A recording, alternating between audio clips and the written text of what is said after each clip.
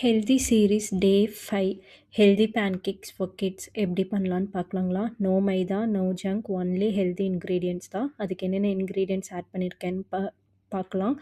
First வந்து நான் banana, nuts, வீட் ஃப்ளோர், எக் அண்ட் இது வந்து வெனிலா பீன்ஸ். நான் வெனிலா எசன்ஸ்க்கு பதிலாக எனக்கு பீன்ஸ் கிடச்சிச்சு, ஸோ அதை எடுத்துக்கிட்டேன்.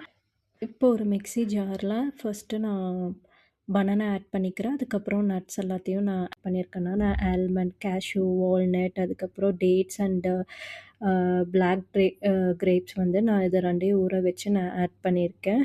அடுத்து வந்து ஒரு எக் ஆட் பண்ணிக்கோங்க.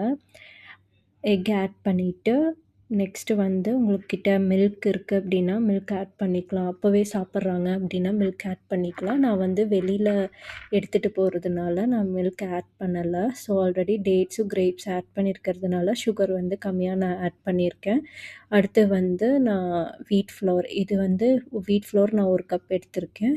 நீங்கள் இன்னுமே ஹெல்தி ஆல்டர்னேட்டிவாக வீட் 1/2 கப்பும் 1/2 ராகி ஃப்ளோரை ஆட் பண்ணிக்கலாம். இல்லை 1/2 வந்து மல்டிக்ரெயின் மில்லட்ஸ் ஃப்ளோரும் நீங்கள் வந்து ஆட் பண்ணிக்கலாம்.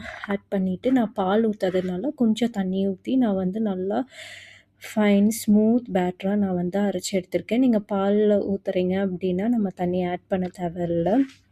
அடுத்து நல்லா வந்து பேஸ்ட்டாக அரைச்சி எடுத்ததுக்கப்புறம் நான் இன்றைக்கி வந்து ஸ்மைலி பேன் எடுத்திருக்கேன். தவா பேன், உங்கள்கிட்ட நார்மல் தோசை பேன் இருந்தாவே அதுலேயே நம்ம ஊற்றிக்கலாம். இதில் ஒன்றொன்றுலேயே வந்து நம்ம கொஞ்சமாக ஊற்றி நல்லா ஸ்ப்ரெட் பண்ணி விட்டுக்கோங்க. முக்கியமாக சிம்மில் தான் இருக்கணும்.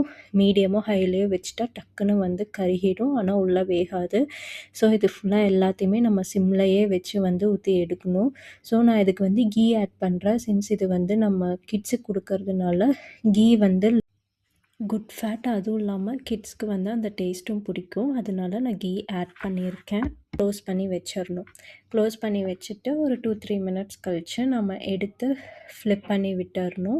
சிம்லேயே தான் இருக்கணும், மீடியம் கூட இருக்கக்கூடாது. நல்லா ஃப்ளிப் பண்ணி விட்டதுக்கப்புறம் ஒரு 2-3 மினிட்ஸ் நீங்கள் கழித்து எடுத்து பார்த்தீங்க அப்படின்னா நல்லா ஹெல்த்தியான, நல்லா சாஃப்டாகவும் இருக்கும், அதே சமயத்தில் டேஸ்டியாகவும் இருக்கும். நமக்கும் எந்த கில்ட்டியும் இருக்காது. நம்ம வந்து ஹெல்த்தியாக பண்ணி கொடுத்துருக்கோம் அப்படின்னு ஒரு சாட்டிஸ்ஃபேக்ஷன் இருக்கும். ஸோ டக்குன்னு எங்கேயாவது நீங்கள் வெளியில் கிளம்பணும் அப்படின்னா இந்த பேன்கேக் ரெசிபியை வந்து ட்ரை பண்ணி பாருங்கள். கண்டிப்பாக உங்கள் கிட்ஸ்க்கு பிடிக்கும்.